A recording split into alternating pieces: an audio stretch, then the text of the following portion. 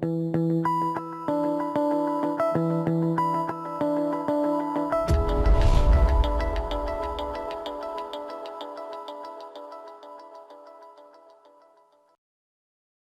guys, this is Verneer for cardrunners.com, bringing you a Building the Bankroll 2014 series. In general, this series is going to entail how to make money in 2014 playing the 6 max micro and small stakes. Pocket aces under the gun. I get a call by a player who starts at the hands with around 109 big blinds.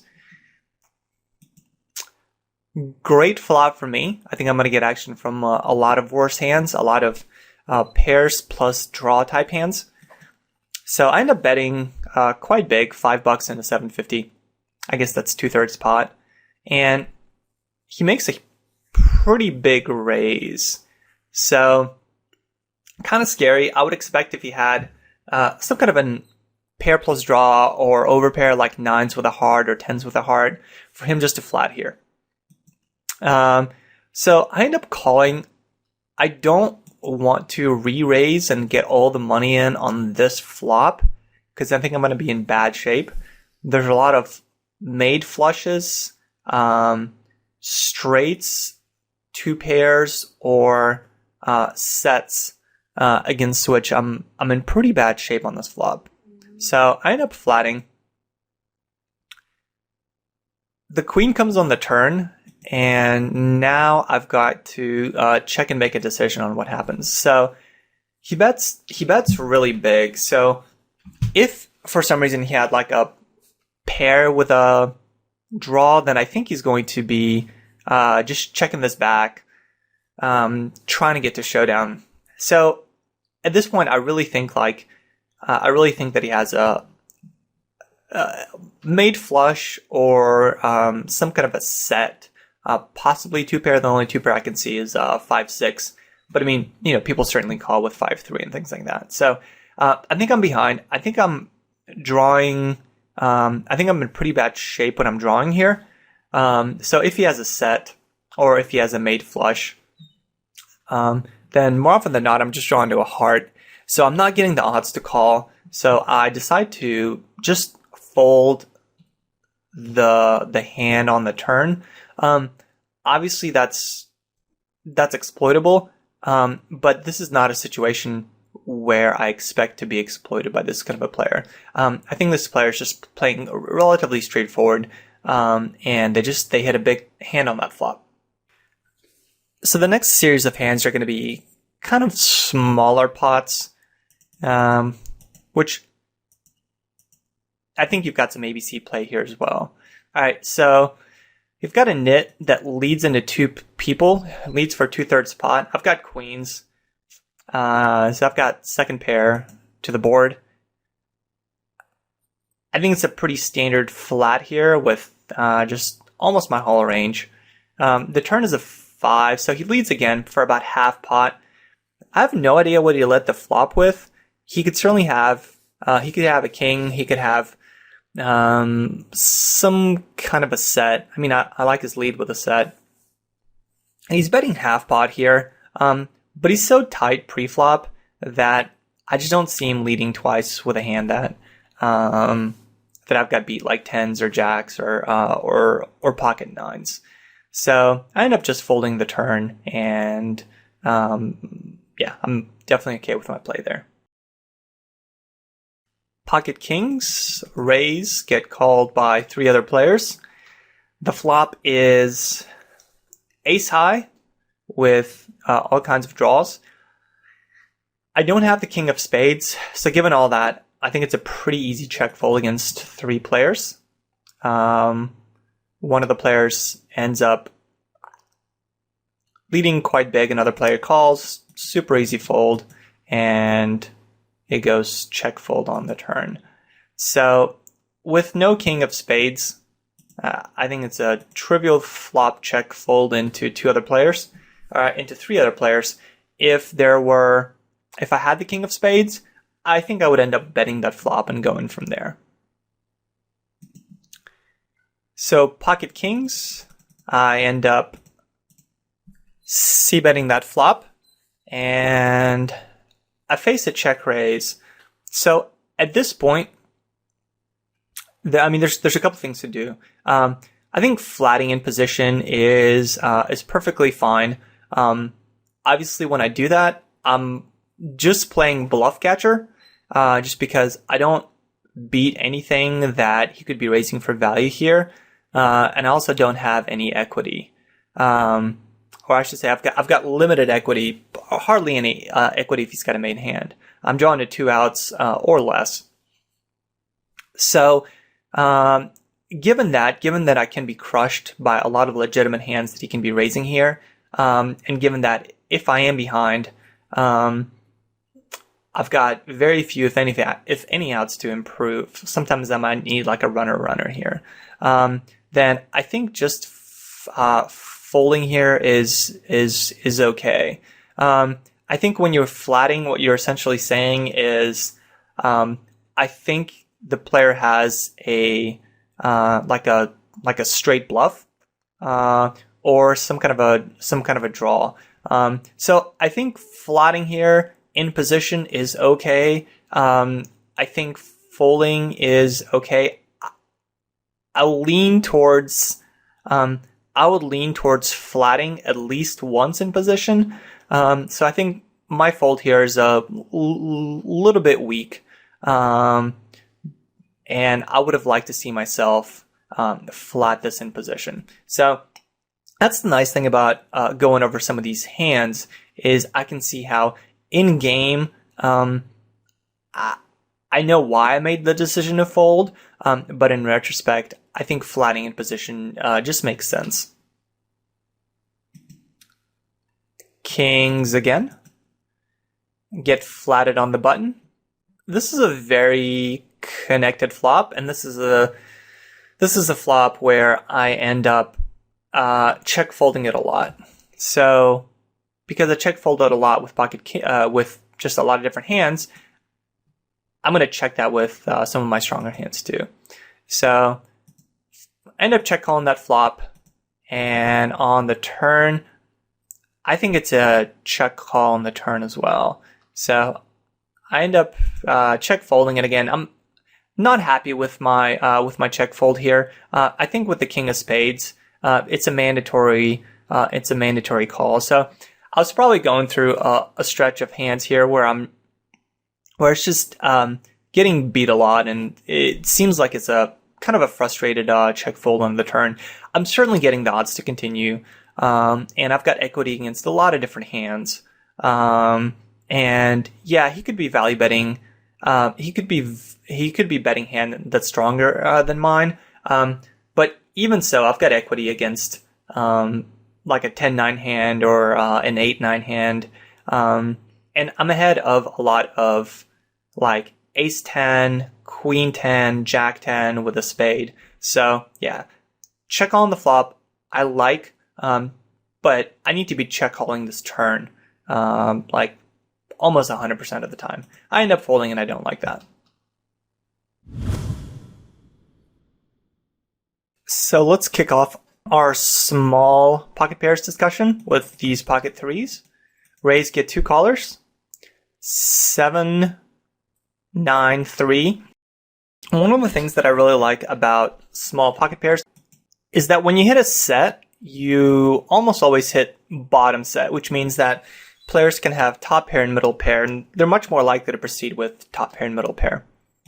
All right, so we get a lead and a call, and there's some draws on there, but I don't expect to get a lot of folds. So I'm going to raise it here. And as you can see, I raise it quite substantially, just because I don't expect to get a lot of folds to this raise. So it's an opportunity for me to put more money into the pot.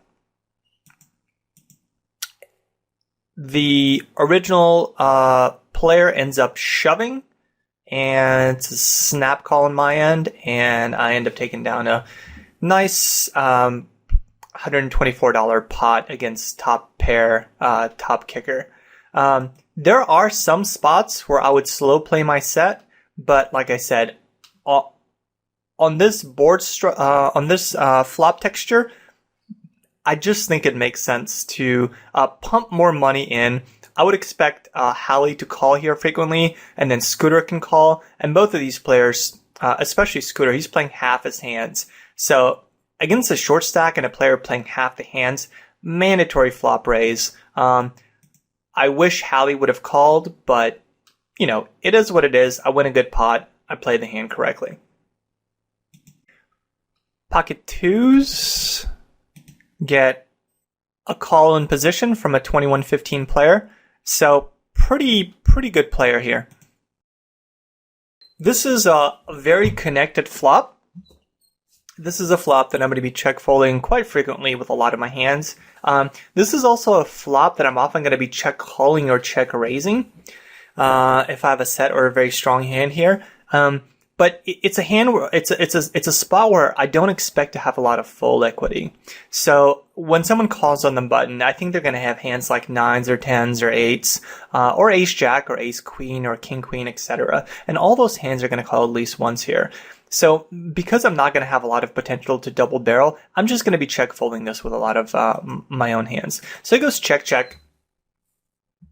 Obviously, this is a wonderful turn card for me, and now I'm going to bet for value, and I end up getting called, and the river is an ace, and I'm just going to fire a substantial bet on the river, and I end up taking the pot down.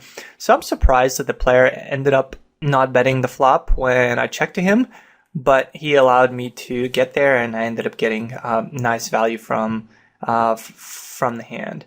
But yeah, this is a spot where I'm going to be check folding a lot. But once I turn my 2 outer, I'm going to bet and bet again. And as you can see, I bet big on the turn. I bet quite big on the river.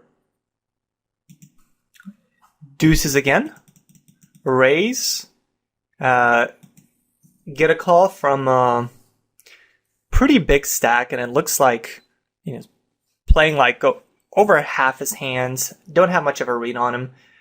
So in this spot, he ends up leading for close to pot, and I end up pumping it up quite a bit. So I make it not quite 3x. I could probably go bigger here, but I think it's okay. I mean, it's a mandatory raise given the drawing nature of this flop and just how loose this player is. So obviously, mandatory raise. He ends up calling. He bets $60 on the turn, so he overbets. Doesn't leave me much behind. I end up shoving and he ends up folding. So kind of a bizarre hand, but just shows that in position on drive flops against poor players, you gotta raise it. You gotta raise it.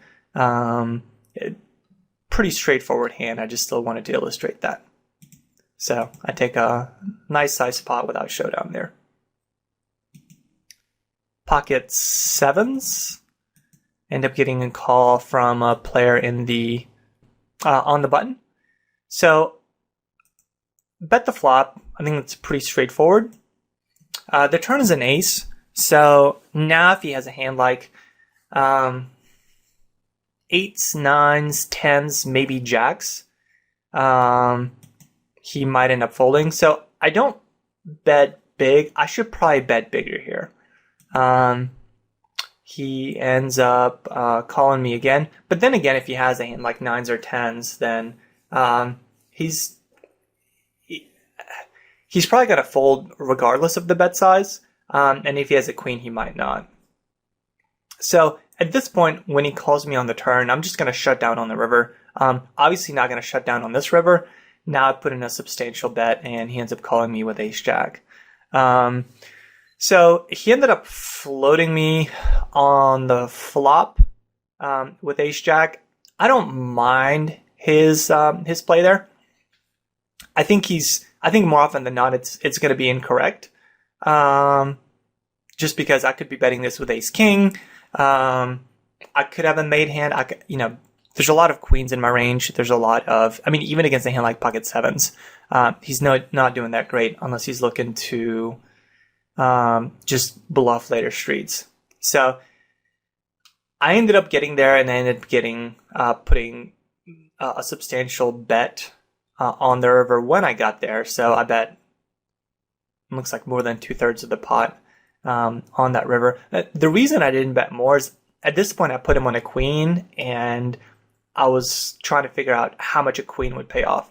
I mean, if I knew he had a hand as strong as ace jack, then I would have bet even bigger. If I didn't hit the 7, I would have just check folded the river, just because I don't expect him to fold at this point. So ended up getting there, and that's good. But regardless of that, I like my flop play, and I think the turn is a mandatory bet, even with a hand like pocket 7s. Pocket 7s, raise, get 3 callers. Pretty dry flop.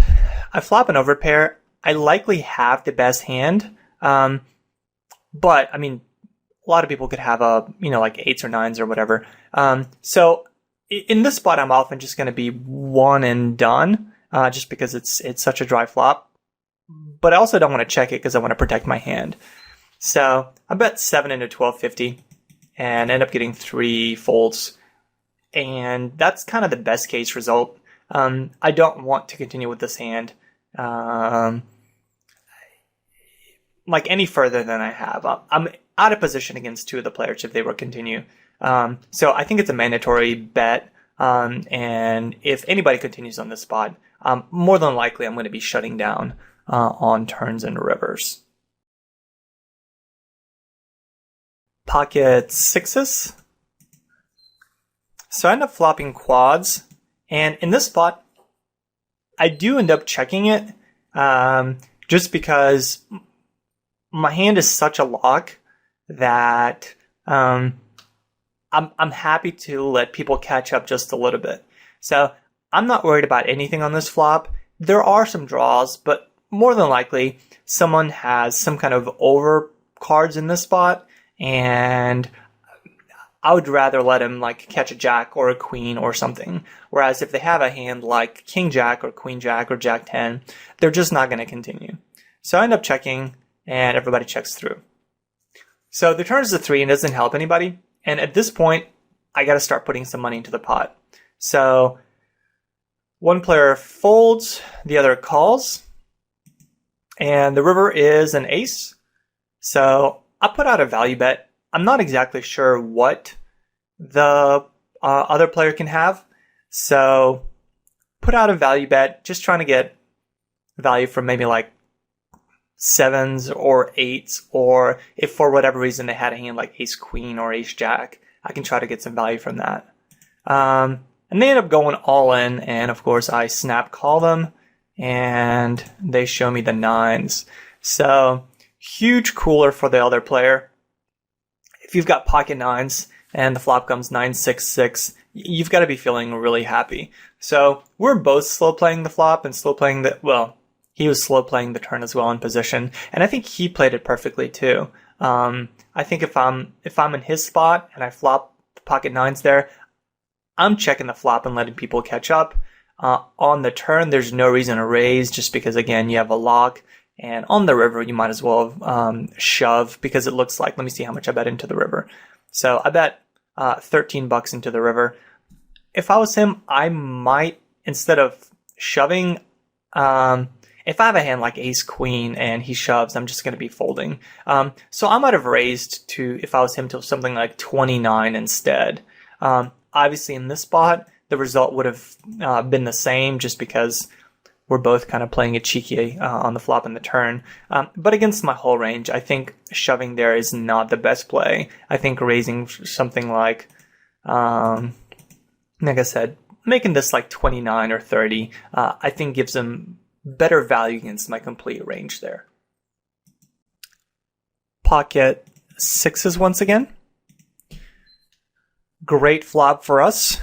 Draw heavy board with an overcard, and we flop middle set. So I bet 2/3 pot here. Nice sized bet. And I get min raised by this player. So because we're out of position, and because the board is so draw heavy, I like to put in another raise here to kind of regain control of the action. So I think out of position, I'm like re-raising here close to 100% of the time. The only thing that I would tweak with is the size of my re-raise. I liked it to go on the smaller end here, and I think that's okay. I think 26 is fine too, but I don't think it makes that much of a difference. But the important thing is he puts in this min raise, which is just really weak. So I 3-bet that. I find that players, when they put in this kind of a raise on this flop, they're often going to end up calling in position. And if they don't, they just have absolutely nothing. So he ended up folding, which means that he's just raising air there. And I should take a note that he min raised essentially air on that flop.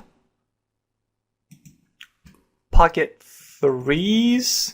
You get a call from the small blind. He ends up leading this flop.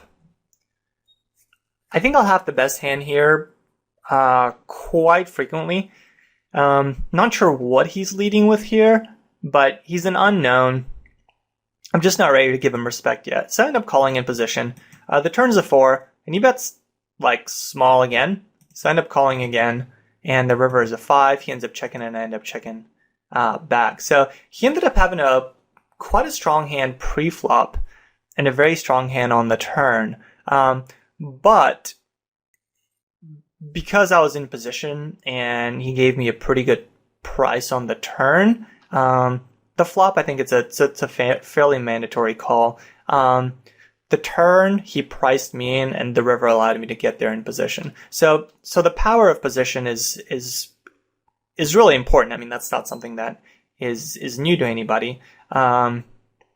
But this flop was like just good enough for me to continue, and obviously the turn in the river was pretty easy. I think if he bombs the river, I'm gonna end up folding there more often than not. But yeah, he made it easy, pretty easy for me to get to showdown in position with that hand.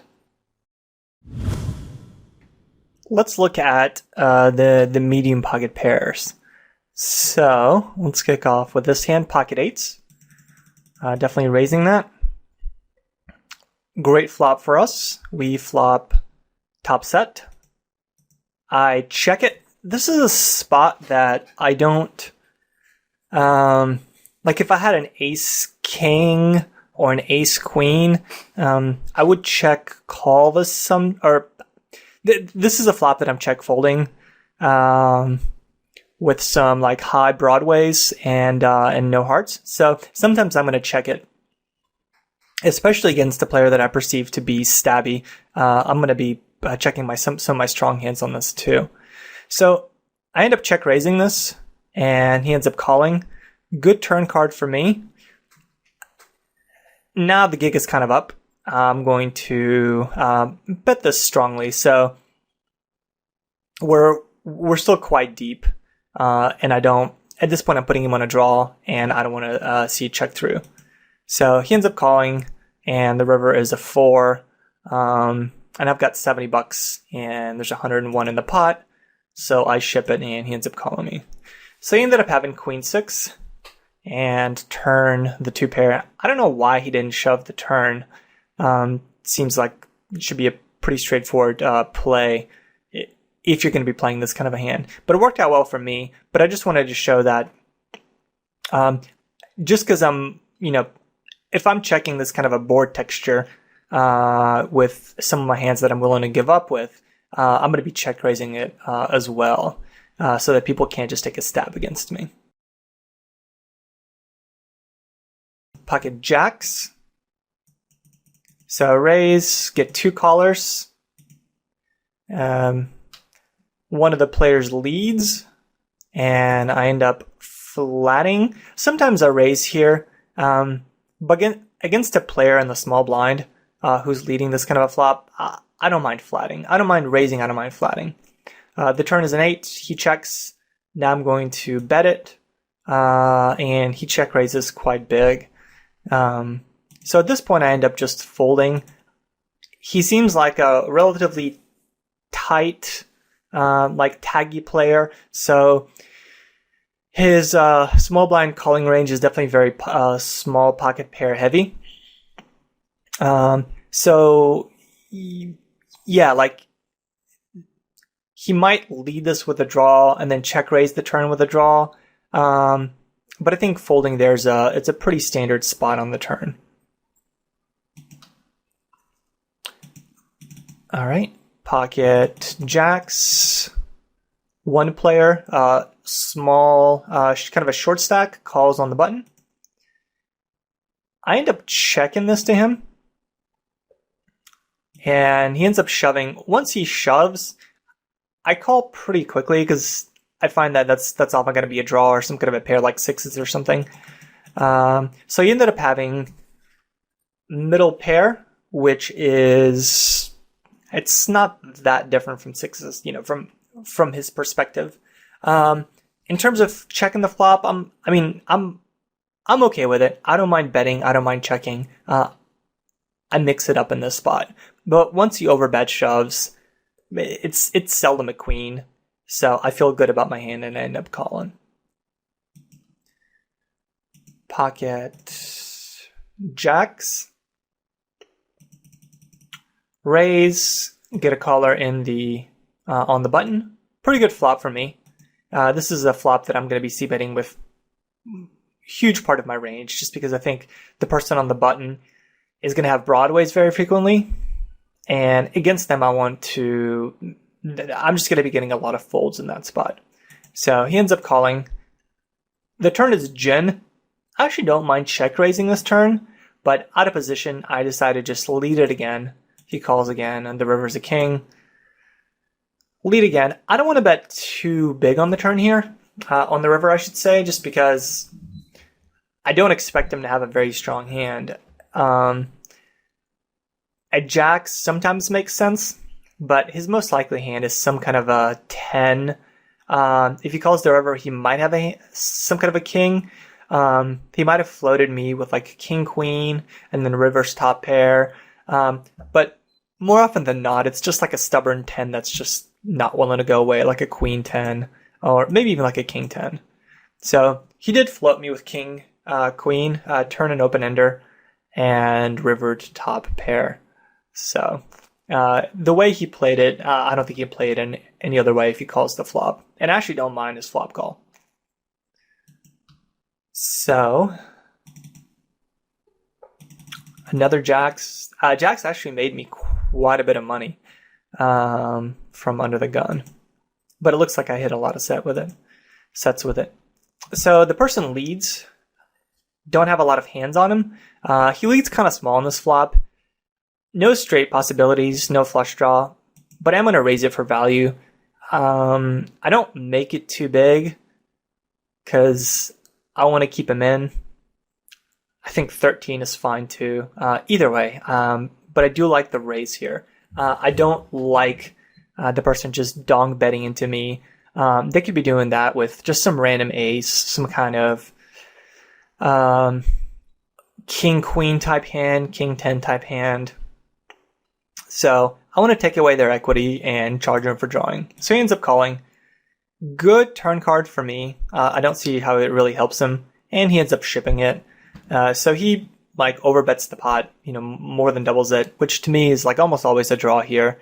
And I end up calling pretty quickly, and he ended up having this Jamie Gold would say top, and I hold. He actually had quite a bit of. Let me see how much equity he had on the turn. So he had 20% equity on the turn. So good enough to give me a little bit of a sweat heading into the river, but ended up holding, and I take down a pretty nice pot. So pocket nines, I think this is pretty straightforward. A bunch of people call. Out of position, I'm certainly going to be betting this. Lots of hands are going to continue. And I bet quite big. Get a call, turns 2, pretty easy. Bet big again, he calls. On the river, he ships it. It's a pretty snap call on my end. I don't like the way he played that hand. I have no idea why he's shipping the river. His stats seem reasonable, but I think shipping the river is just pretty bad. Like, you've got showdown value. Nothing worse is going to call. So I don't understand that river bet. Let's see. Pocket nines. I end up... This is a spot that I should bet the flop. I end up checking it, and I'm not crazy about that. I should be betting that, especially against two people that are likely to hold broadways there. So the turn's the 10. I get a weak lead. Now I'm definitely raising it for value to charge. I'm fairly certain that I have the best hand, and now I want to take people away from the pot. I want to minimize. I want to at least have one person fold so I can make my decision on the river. So the river's a blank. I can probably put in a value bet here. Something like $10 to get value from if the person has like eights or like a 7. If he has a draw, he's just going to fold. But I think this is an okay spot to try to go for something value. Like $12 I think would be good. I end up checking it back and I'm showing trips. But against this hand, I don't like the way I played that hand general. I think a flop bet is a good thing. The turn raise I definitely like, but I think given the way this hand went down, I think a small river bet for value would have been good. Even $10 I think would have been good there. So let's do one more. So pocket tens, 2 players call. Very draw heavy flop, so this is a spot where I'm definitely going to be betting. Looks like Joe and Dilly's sitting on a really nice stack there on the button. So I end up betting this flop, get 1 call. The turn is a blank. I lead again. I could probably bet bigger here and I get called again. So at this point I'm thinking he's got like a top pair type hand or some kind of a draw, some kind of a jack, some kind of like a combo draw with a jack, like a queen jack, 10 jack, or maybe a flush draw. So the river is probably the worst card in the deck for me. It completes all the draws. So at this point, I just decide that I'm going to check fold.